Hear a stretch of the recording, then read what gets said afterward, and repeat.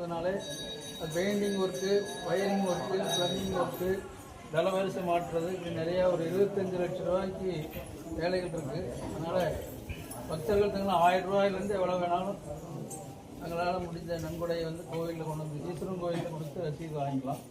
அதை ஒரு 6 மாதத்தில் திருப்பணி முடிவதற்கு ஏற்பாடு செய்யுது. இந்த மார்ச் மாதம் 7ஆம் தேதி 8ஆம் தேதி இந்த பாலாலய பூஜை நடைபெறும். இந்த பாலாலய பூஜையில் கலந்து கொண்டு திருப்பணிக்கும் நன்கொடை அழைத்து சிவனுடைய திருவருளை அடைமாறு கேட்டுக்கொண்டு வருகிறார்கள். அவசியம் இந்த சிவாலய திருப்பணி செய்ய வேண்டும். அதனால் ஒரு 15 வருஷம் ஆச்சு கும்பாவட்டி அழைக்கும்.